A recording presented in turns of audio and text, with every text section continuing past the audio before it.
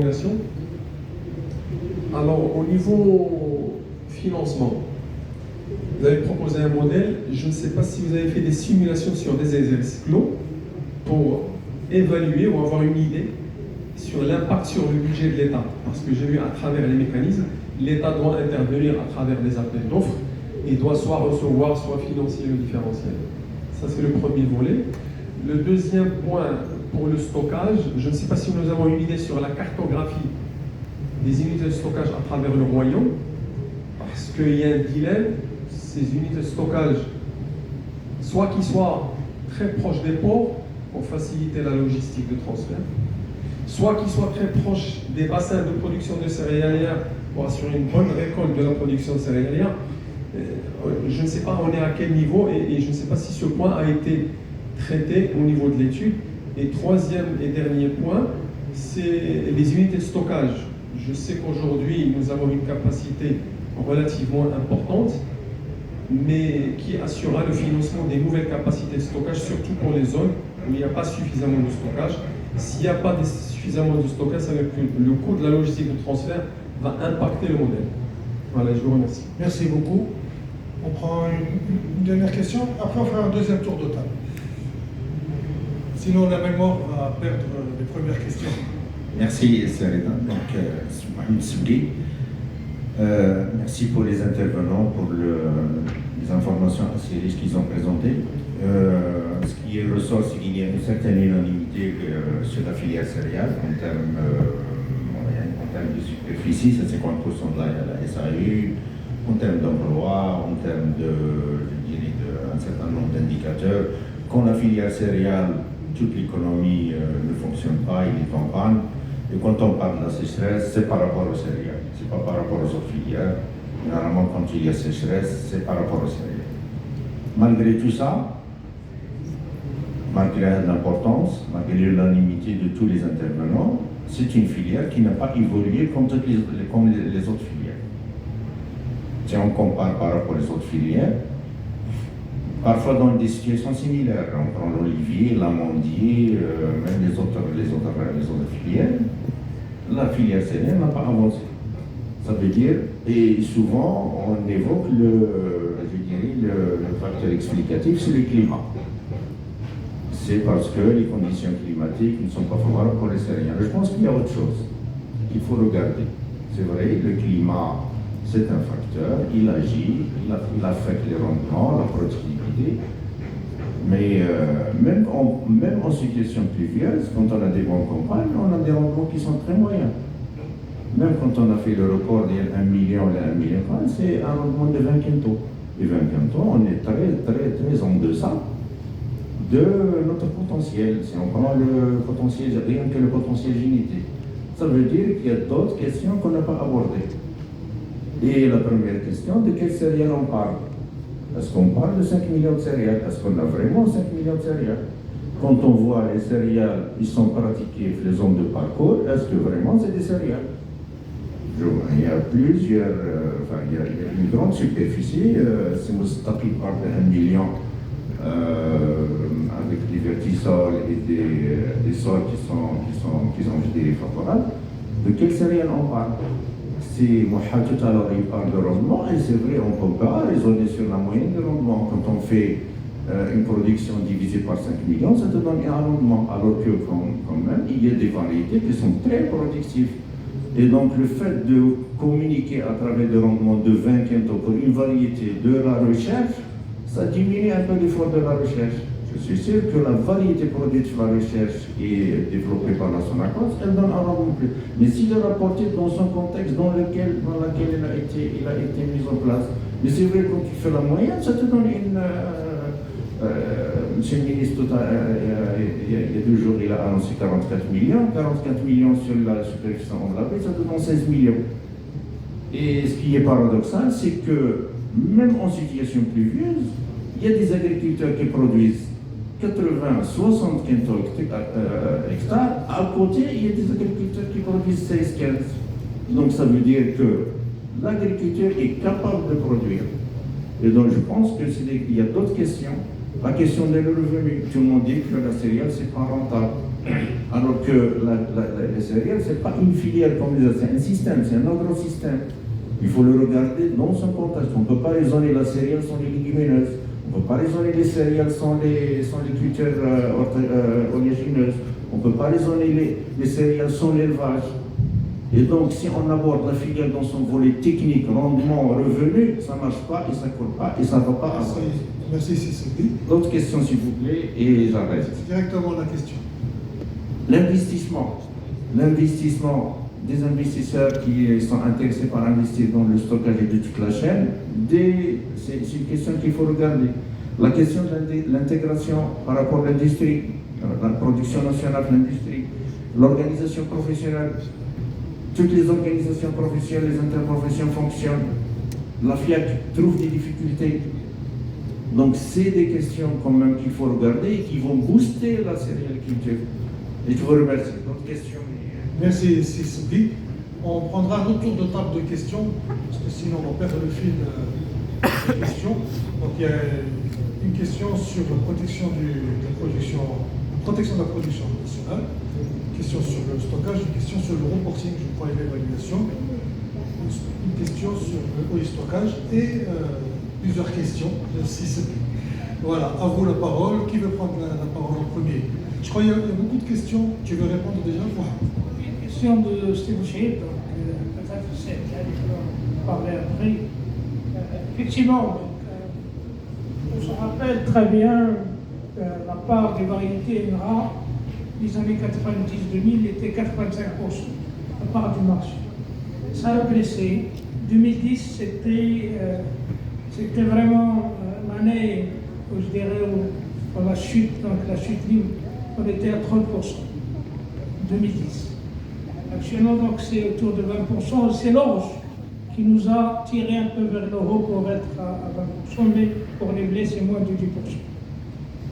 Pourquoi? Donc, pourquoi la régression de la part du marché des variétés rares?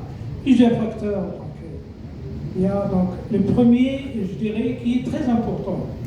Donc, depuis les années 2000, l'INRA a arrêté le programme de multiplication de semences.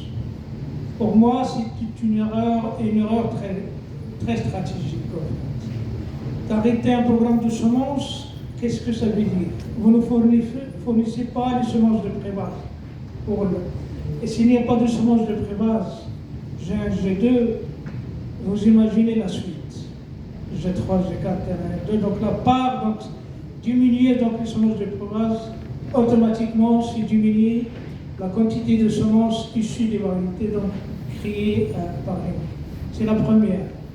La deuxième, il y avait une ouverture du marché. Donc, il y avait donc le Maroc a opté pour pas de problème. Donc, nous, ce qui est important, c'est les variétés supérieures arrivent chez l'agriculteur, qu'ils soient INRA ou non. Mais, gardez en tête toujours la sécurité semencière nationale. Il faut avoir un minimum issu des variétés qui sont produites au niveau national. Et actuellement, on travaille, on essaye de répondre à un objectif, je dirais, qui est au milieu. C'est d'ici 2030, avoir au minimum 50% de la semence certifiée qui provient des variétés nationales publiques. D'ici 2030. Et on a tracé une feuille de route avec les moyens nécessaires pour y arriver. Et donc, pour produire 50%, qu'est-ce que ça veut dire? Il y a un deuxième objectif très important. 50% issus des variétés nationales publiques, oui. Mais aussi un deuxième objectif, c'est d'avoir. C'était un objectif du plan Robert qui n'a pas été atteint et ça a été reconduit pour la génération bleue. C'est d'arriver à 40% de la superficie emblavée en céréales proviennent des semences certifiées. 40%. Qu'est-ce que ça veut dire? À partir de la superficie actuelle, la Sonacos produit actuellement autour, disons, 1,5 million de quintaux en moyenne. Il y a des années plus, on est arrivé à 10 millions de quintaux, on est descendu à moins de 1 million de quintaux, ça dépend des années. Donc, 40% de la superficie emblavée en semences certifiées, ça veut dire de produire 3 millions de quintaux. C'est ça, 3 millions de quintaux en semences certifiées. C'est-à-dire doubler ce qu'on produit actuellement. Et si on veut être à 50%, c'est-à-dire produire 1,5 million de cantons issus des variétés nationales publiques. Et pour le faire, d'ici 2030, c'est de produire d'ici 2027, d'ici 2 années. J'ai montré l'exemple, on attribue à 600 cantons actuellement, le G2, et c'est pour arriver à 1,5 million de cantons en 2030, il faut produire en 2027 minimum 1500 cantons de G2. C'est un facteur multiplicatif de 10. Produire 1,5 million de cantons, c'est-à-dire 1500 cantons de semences certifiées de G2 en 2027 pour avoir 1,5 million de cantons certifiés en 2030. Et on a tracé la feuille de route. Et cette année, par exemple, je vous donne l'exemple de cette année, parce que le problème de multiplication de semences, comme je dis, il a été repris en 2021. Et c'est grâce donc, à un comité national qui a été instauré. Je remercie les collègues qui interviennent, c'est des améliorateurs qui suivent le programme de multiplication de semences. Et nous avons donc, cette année, par exemple, nous avons 80 hectares de superficie pour produire. Avec juste un rendement de 30 tonnes à l'hectare ou 30 cantons à l'hectare, ça va être autour de 2000 cantons de G2 brut. Mais ça vient aussi, donc, après ça vient la certification qui est très importante, si je le viens, il y a la certification de la semence. C'est non ça qui le fait, il y a des normes. Et les semences doivent répondre à des normes pour être certifiées. Produire 2000 cantons de G2 brut, ça ne veut pas dire qu'il sera certifié totalement. Vous voyez ce que je veux dire? Donc il y a des normes qu'il faut répondre. Donc il y a une feuille de route tracée pour le venir.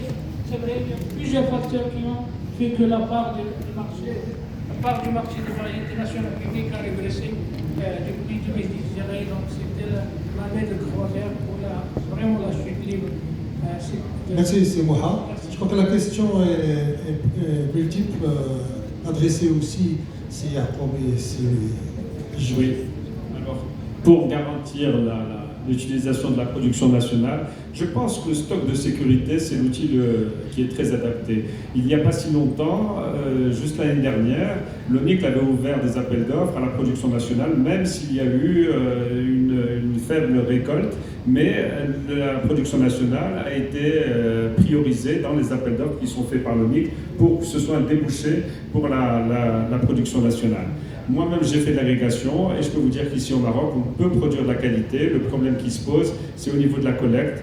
Quand les lots sont mélangés et sont hétérogènes, l'industriel est obligé de considérer la qualité du lot comme étant la qualité de l'échantillon le plus faible dans le lot. Et c'est ça qui dévalorise la production nationale. Si on arrive à récolter de manière homogène les lots, on peut valoriser de très très bonne façon la récolte nationale. Donc pour moi, le stock de sécurité, bon, c'est assez facile parce que ça se trace directement et l'ONIC sait très très bien faire ça, on l'a déjà fait. Alors, M. Falah a parlé de la cartographie du stockage, justement. Il y a une étude qui a été faite par l'ONIC il n'y a pas si longtemps et qui a démontré qu'il y a 60 millions de cantons de capacité de stockage au Maroc. Les plus grandes capacités sont dans cette région, Knesfes, parce que c'est la région de production et ici il y a une grande habitude de stocker, d'acheter, de collecter. Et donc, voilà pour la cartographie du stockage. Malheureusement, une grande quantité de ces installations de stockage, ce sont des hangars. On n'a pas suffisamment de silos, donc il faut faire des silos pour pouvoir améliorer la capacité. Alors, si Falah a posé la question du financement, si on part sur à peu près 6 mois, c'est-à-dire 2 millions de tonnes ou 20 millions de quintaux, aujourd'hui, les primes de stockage qui sont servies par l'ONIC sont de 5 dirhams par mois. Et nous, on propose de passer à 7 dirhams par mois, donc ça fait à peu près 140 millions de dirhams par mois pour le stockage. Ça représenterait le financement du stockage. Il faut savoir que sur une année, l'État a payé plus de 13 milliards de dirhams pour assurer l'approvisionnement en céréales. C'était en 2022 lors de la crise d'Ukraine. Donc il faut voir ce qu'on compare. Donc oui, il faut qu'il y ait un encouragement à la constitution des silos de stockage. Donc nous, on propose que le financement de la prime de stockage soit suffisamment rémunérateur et les industriels marocains sont suffisamment entrepreneurs pour savoir qu'il faut construire des unités de stockage et ils sauront choisir les régions. L'État peut aussi orienter le choix de ces régions en modulant les primes de stockage et en proposant des primes de stockage différenciées en fonction du mode de stockage. Donc on veut un silo ventilé, moderne, et donc on va payer un peu mieux la prime de stockage. Et puis la régionalisation, s'il y a besoin de stockage dans des régions différenciées, à ce moment-là, on peut moduler la prime de stockage. Donc voilà, je pense que c'était les questions qui m'étaient posées. Avant de passer la main à Serge, quid du stockage local au niveau des petits producteurs, des petites unités de stockage c'est peut-être aussi une solution. Je ne pense pas que ce soit une solution. Évidemment, il y a du stockage à la faire, mais le stockage doit être fait selon des normes. Donc, il faut qu'il y ait des silos, il faut qu'il y ait des installations qui coûtent à un certain prix, et donc il faut mutualiser ce stockage au niveau des collecteurs ou là au niveau des centres un peu plus importants. Par exemple, à Fès, il y a des unités qui sont très modernes, qui sont installées, qui bénéficient de la ventilation, qui peuvent faire du traitement, qui peuvent faire du pré-nettoyage à la réception et donc garantir des blés de meilleure qualité. Merci. La parole à Serge pour... Merci beaucoup. Je vais essayer d'être ciblé et en complémentarité par rapport à ce qui vient d'être dit par mes collègues. Pour la question de la protection, j'ajouterais que le Maroc a toujours mis en place la tarification douanière ou la barrière douanière comme outil pour pouvoir justement protéger la production nationale. Donc c'est un mécanisme qui est aujourd'hui connu par tous. Donc ça peut aussi, c'est un mécanisme qui est donc entre les mains de l'État pour pouvoir réguler et gérer et donner la priorité surtout à la production nationale. Une question directe a été posée par notre collègue de la Cour des comptes également sur les rapports et tout ce qui est produit sur l'activité céréalière au Maroc. Je dirais que l'ONICEL, en tant qu'organisme de régulation et de contrôle, produit régulièrement des rapports et des notes à l'intention de la tutelle. Donc, d'ailleurs, récemment, les collègues ont fait savoir qu'un rapport vient d'être élaboré et transmis à la tutelle sur les principales opérations des 4 dernières années et leur impact sur la gestion de cette période des 4 années. Maintenant, est-ce qu'ils sont publiés ou pas? Est-ce qu'ils sont consultables ou pas à l'intention de... je pense que c'était plus dans ce sens, c'est pour pouvoir donner la possibilité aux personnes intéressées de pouvoir consulter des informations, des choses qui peuvent être étudiées par la suite. Voilà. Rapidement, juste par rapport à la question de Sisselby, que j'ai beaucoup apprécié, qu'il a parlé du système. Effectivement, la filière céréalière, c'est pas comme les autres filières. D'abord, l'importance, on parle de 5 millions d'hectares, c'est la chiffre qu'on entend toujours, 4,5, 5. D'ailleurs, la SAU les mêmes, il y a beaucoup de questionnements. Nous, en tant que chercheurs, on le pose. Mais si on garde ce chiffre, qui normalement, par la tutelle, proposé, et on regarde ce qui se passe parce que c'est un secteur qui est très, impacté par le changement climatique. Et on ne peut pas le comparer par rapport à l'olivier, par exemple, parce que c'est une filière plus claire, avec les chiffres de valeur clairs. Moi, je disais, n'oublions pas aussi qu'il y a parfois certaines politiques qui, parfois, pour des raisons, je dirais, liées à l'assurance agricole, on a remarqué qu'il y a des agriculteurs qui partent aussi labourent dans des zones que nous, on sait que ça ne va pas produire. Et c'est ça qui fait chuter les moyens. Et on a développé, en tant que comité chercheur, ce qu'on appelait à l'époque les cartes de vocation agricole. On les a fait, ça nous a pris 10 ans de travail. C'est à refaire. Personnellement, je ne veux pas le faire, parce que ça nous a pris beaucoup de temps. Mais on a vu que c'est des technologies, c'est ce que tous les pays qui estiment avoir un développement agricole raisonné et durable, il faut passer par ce qu'on appelle les laines de capacité ou les laines de suitabilité, c'est-à-dire les cartes de vocation, parce que c'est le bassin, il va produire ça. ce bassin, non, je ne dois pas faire le blé ici, je dois faire l'orge, je dois faire... Mais vous avez soulevé aussi que c'est un système qui demande la rotation. Regardez ce qui se passe au niveau de la rotation. Vous savez mieux que moi les chiffres. On est à moins de 200 000 hectares, mais pour des raisons qu'il faut bien comprendre, parce que l'agriculteur, il sait ce il est devant des aléas climatiques, il est devant les chertés, il est devant des situations de crise, et qu'il essaie de trouver la... C'est pour ça qu'il se rabat sur d'abord la monoculture, céréales sur céréales, il se rabat sur l'assurance agricole pour dérisquer son... Mais si on est intelligent suffisamment, on peut, et c'est pour ça qu'on propose ce système de semi-direct, où la rotation est le pilier de ce système, et on essaie maintenant, et heureusement maintenant le FUTEL, il nous aide, avec, ils ont inscrit maintenant que les légumineuses aussi peuvent appuyer sur portée, et on veut qu'ils laissent un peu de résidus pour avoir la matière organique dans ces sols, pour les rendre productifs. Comme ça, on n'a pas que les bons sols, les vertisols qu'on connaît, mais on a aussi d'autres qui peuvent produire plus. Et nous pensons, ici, dans la région du Hajj, puis dans la région, c'est des bons sols, c'est des sols rouges, ils sont très connus, mais ils sont rares d'ailleurs. Mais on doit les valoriser, pas ce qu'on voit maintenant avec l'utilisation qu'on a observée. Je pense que les solutions sont là, il faut les intégrer dans des paquets bien visés. On a heureusement le digital maintenant qui peut nous aider à aider ces agriculteurs là où ce qu'ils peuvent produire bien connu, et on peut facilement améliorer le rendement des céréales au Maroc. Et vous avez tout à fait raison, et un agriculteur, là d'ailleurs le semi-direct, quand est-ce qu'il a fait son boom ici au Maroc? C'est l'année un peu moyenne. On a fait avec la TV nationale que l'agriculteur il a eu 70 quintaux par hectare sur une parcelle ici à Headcourt, alors que ses voisins ils étaient 50% moins. Donc il y a un potentiel, et si on essaie de l'intégrer dans un paquet, on peut rendre cette céréaliculture encore productive d'une manière durable. Merci, c'est Rachid. C'est Aziz Ali, de Sonacos. J'ai une petite question pour vous, M. Yacoubi Esmati, mais pas en tant que Sonacos. Bon, pour répondre à la question de la semence, احنا كنشوفوا غير شكون كيطلب الفلاح.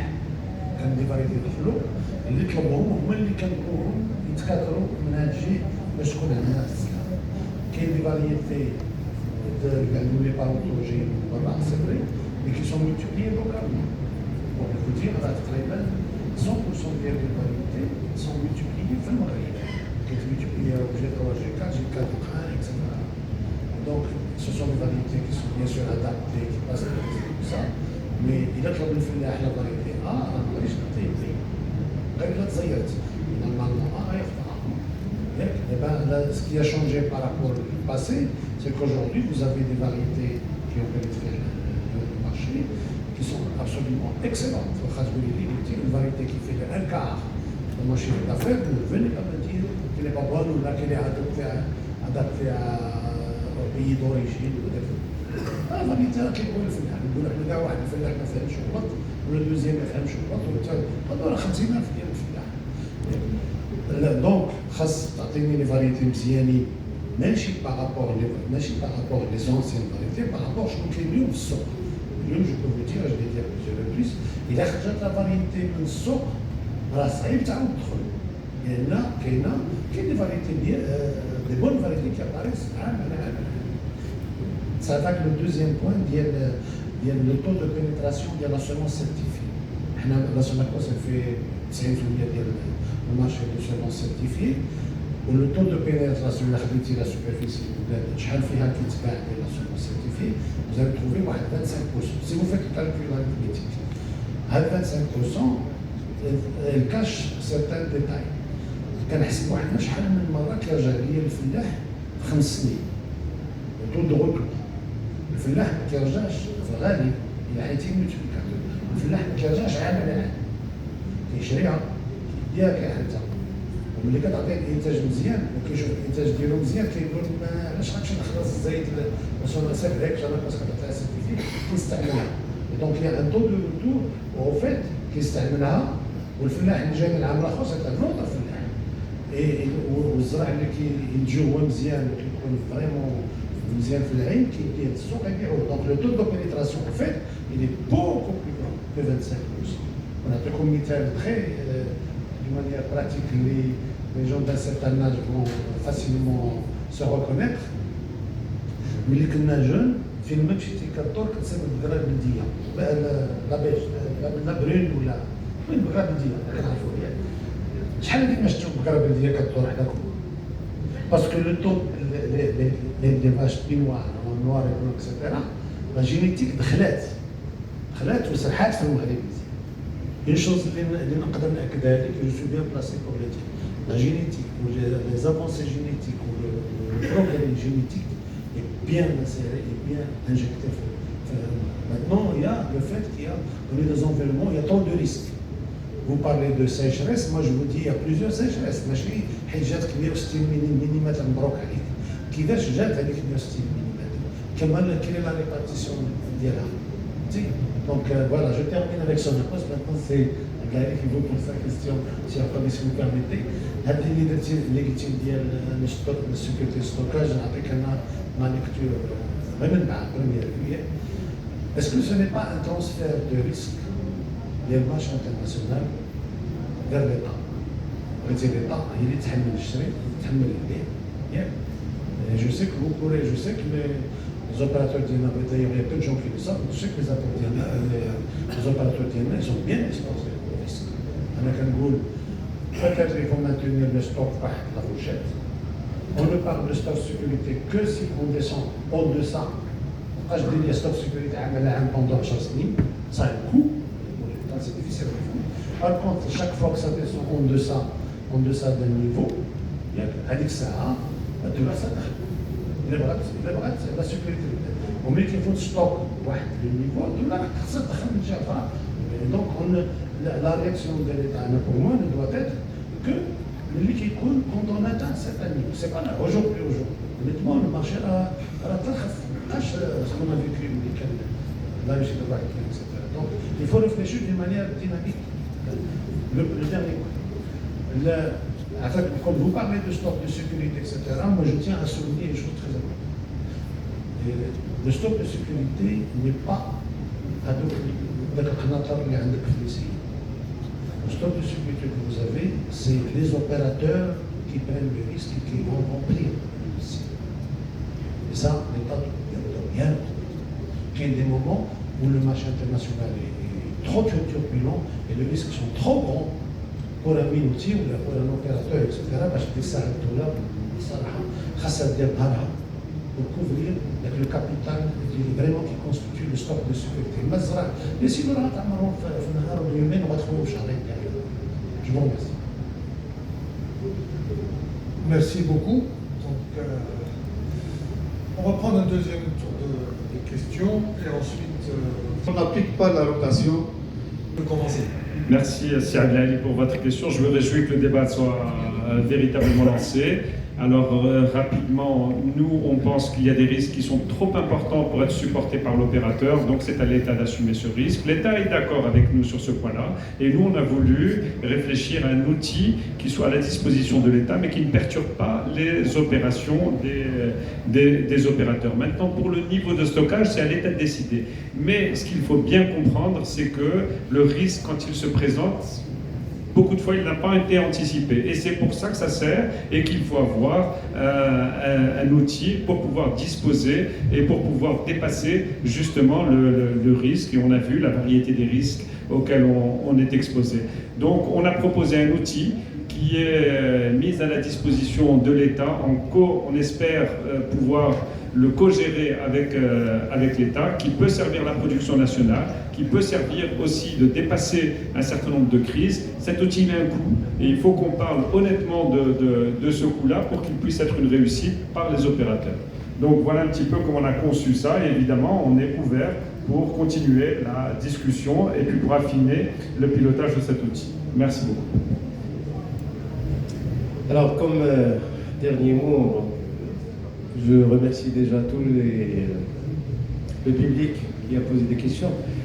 Globalement, les céréales, c'est une affaire de tous. Donc, on est tous des Marocains. Donc, aujourd'hui, ça nous concerne tous. Donc, c'est quelque chose de stratégique pour notre pays, pour notre devenir. On en dépend. Aujourd'hui, il y a un certain nombre de mécanismes qui sont mis en place. Il y a des propositions de nouveaux mécanismes à mettre en place. Moi, je pense qu'il faut rapidement se mettre autour d'une table donc, pour pouvoir compléter l'ensemble des mécanismes. Il reste la question, bien sûr, de la dépendance des importations et de la production nationale. Dans l'immédiat, donc la production elle est ce qu'elle est, mais à mon sens, le chantier stratégique pour notre pays, dans le court terme et le moyen terme, c'est justement améliorer la production nationale. Merci beaucoup, c'est moi. Merci, c'est pardon, la question des légumineuses, c'est très important. On a 200 000 hectares par rapport à 5 millions d'hectares في السنة ولكن هذا العام كنا 2,6 millions d'hectares. C'est rien. Les 5 millions, c'est évolué. Donc on espère revenir à 4 millions d'hectares actuellement la stratégie Génération Green des céréales. Et les légumineuses, la rotation, donc l'importance, il faut revenir à la 500 000 hectares des légumineuses alimentaires au niveau national. C'est clair. En matière des acquis, pour moi, on m'a demandé uniquement les céréales. Je n'ai pas mentionné les légumineuses, mais en fait, on a beaucoup d'acquis en matière de variété des légumineuses alimentaires, notamment la lentille, qui est une culture très résiliente. Et je citerai 3 variétés développées par l'équipe de Sarma dernièrement, qui sont résilientes, très productives. Et la dernière variété inscrite juste en 2024, l'année dernière, une variété à origine pour la méthanisation de la légumineuse alimentaire parce que ça cause problème, la méthanisation, la récolte des légumineuses alimentaires. Mais il y a des acquis en fait en matière de légumineuses alimentaires au niveau national et la promotion des légumineuses. Déjà, un premier pas très important, la subvention de la semence. Pour la première fois, c'était une recommandation du l'INRA il y a plusieurs années. Elle a été actée cette année, en 2024. Donc c'est déjà, mais il faut avoir de la semence. Le programme de multiplication de semences, les légumineuses, c'est peu par rapport à ce qu'il fait actuellement, mais avec la subvention, il y a une demande actuellement de la Sonacos pour les légumineuses. Nous étions réunis à la DDFP. Donc il y a donc, un programme de production de semences. Donc il faut produire de la semence de pré-base. Nous, la tâche que nous avons été confiée au niveau de l'INRA, c'est d'avoir assez de semences de pré-base. Pour ce qui est de sécurité, souveraineté alimentaire, donc on parle plus en fait, on parle de souveraineté alimentaire actuellement. Et M. le ministre l'a présenté à travers les 80 millions d'hectares, à travers le semi-direct déjà, mais aussi à travers l'irrigation d'appoint, qui est très important. Il y a des creux, comme cette année, il y a un creux pour la période très sensible, décembre, janvier. Donc, et si on avait des irrigations d'appoint juste 10 mm, 20 mm, c'est Moustapha peut le confirmer, et c'est un essai qui a été conduit par les Canadiens, et ça change tout. Ça évolue de 20 quintaux, 30 quintaux à 40, 50 quintaux. Juste 20 mm d'ajout. Donc, le programme de millions d'hectares d'irrigation de supplément, c'est très important aussi. Donc, et c'est pour cela que le ministère donc, a tracé un affaire de 80 millions de quintaux en tant que souveraineté alimentaire, pas sécurité alimentaire. Pour ce qui est finalement de la qualité nutritionnelle, qui est très importante, mais à mon avis, oui, la qualité, il y en a travaillé là-dessus. Je donne un exemple juste, une variété il y a plusieurs variétés en fait, mais une variété de l'orge, Chifa, qui a été développée par l'INRA avec le but agricole très important et qui est très demandé pour les gens qui ont des problèmes cardiovasculaires. Et nous avons une variété qui est à 8% de but agricole. On a travaillé, mais on n'est pas encore à ce point du demande ou là, du paiement de la qualité nutritionnelle de la variété. Déjà, on peine pour payer pour le coût, le potentiel de rendement. Alors, oui, c'est très important, mais on veut promouvoir déjà les variétés très bonnes. Et je reviens sur la carte de variété, là c'est très important. Il y a la carte de vocation, mais aussi la carte de variété qui va avec la carte de vocation. L'adaptation générale, oui, c'est très bien, mais ça cache le potentiel des variétés. Si tu fais les moyens que Madex expliquait dernièrement, ça cache le potentiel de la variété. Et les variétés ne se comportent pas de la même manière. Donc, une carte variété, elle est obligatoire. Certains amadis, si leur DNA, ils sont contre. On est convaincu à développer une carte variétale à travers le territoire national et un panier de 300 variétés déjà très adaptées dans les conditions, dans le bassin de production et ne plus produire des céréales là où on ne peut pas les produire. Aller vers des variétés adaptées avec une carte vocation adaptée, une carte variété adaptée et aller vers des bassins de production et s'utiliser les 80 millions d'hectares à travers un ligne de feuilles de route. Merci. Merci, c'est Moha. Dernière intervention de Simon Sadok avant de clôture. Pour terminer avec une allure d'espoir, ce qu'il faut souligner, c'est que le pouvoir public, le tutelle, comme a dit Jogi, il reconnaît l'importance de la filière céréalière, qu'il y a un contrat programme signé avec des objectifs clairs.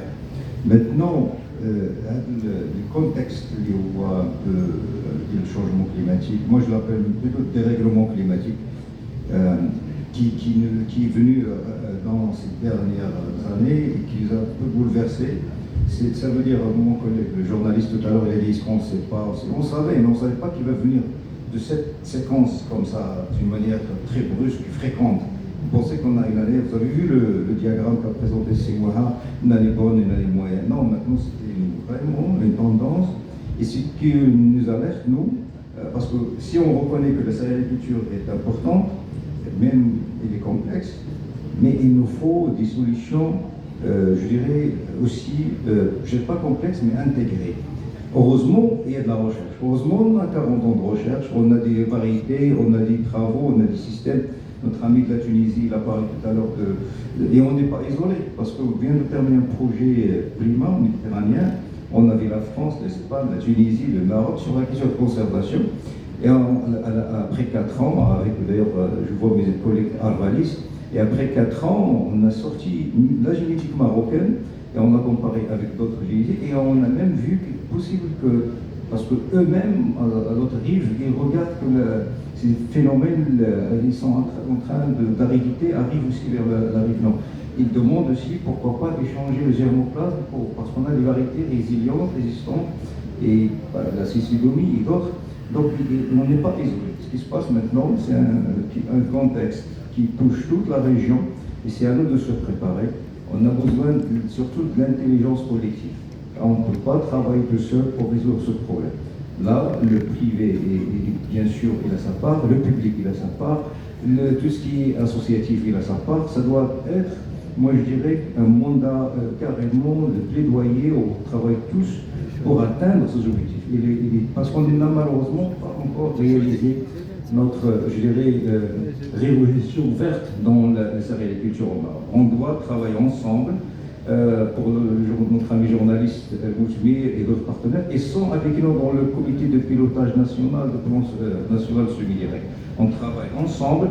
Même l'année dernière, on a ramené avec nous une autre initiative qui s'appelle Tchorba. Ils sont aussi avec nous dans le comité de pilotage pour le programme de semi-direct. Ça veut dire qu'on essaie d'avoir une intelligence collective pour répondre à ces questions.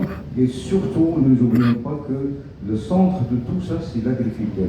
Et surtout le petit et le moyen. D'ailleurs, on travaille maintenant à avoir des prestataires de services qui mettront à la disposition de semoirs pour les petits agriculteurs.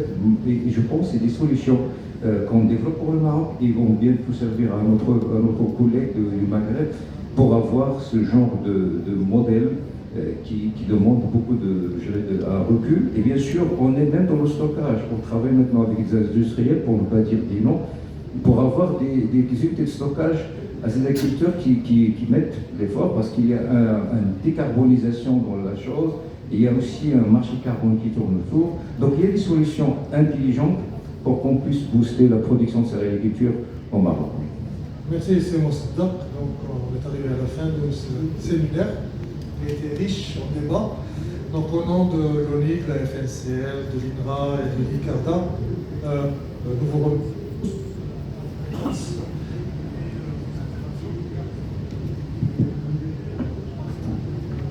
Nous vous remercions tous pour présence pendant tout ce temps, même si on a débordé sur le temps, et que toutes vos questions seront prises en compte. Merci à tous et bon déjeuner et bonne continuation aussi. On applaudit. À cette matinée qui a été riche en échanges et en informations.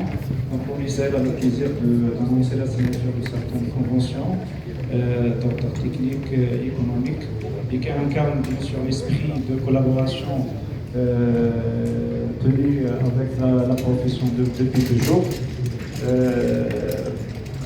On va procéder à la signature de 3 documents. Le premier est une convention de partenariat avec la FNCF pour mener ensemble et pour renforcer les capacités mutuelles en termes d'analyse et des études à caractère économique qui intéressent le secteur de la minoterie industrielle. Donc il sera signé par CFJ en représentant de Maurice et Mustafa Al-Alawi, représentant de la FNM. Donc j'invite CFJ ou Al-Alawi pour passer le minute de signature.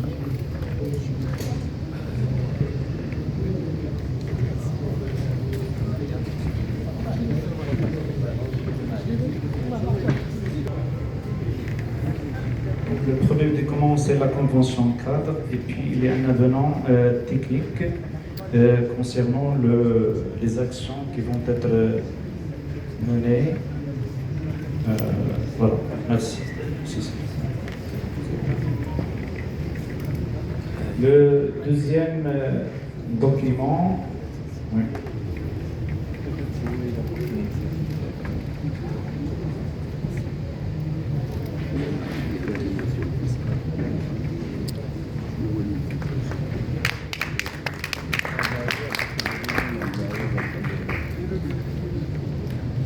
Le deuxième document c'est le cahier de charge pour le stockage des céréales et sera signé conjointement par monsieur le directeur et le représentant de la FNCL, c'est le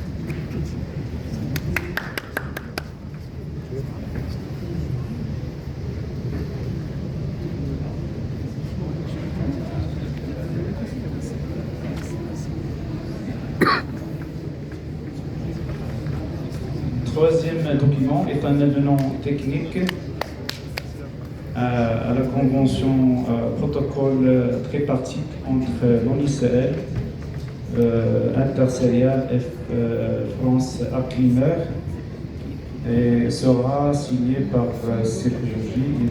Benoît Prétremont, le président d'Intercéréales.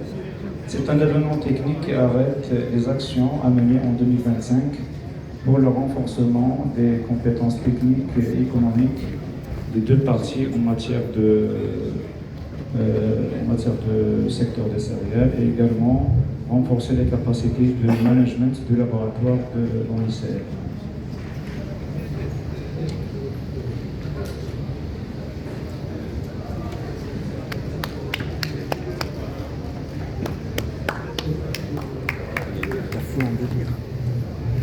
Merci beaucoup.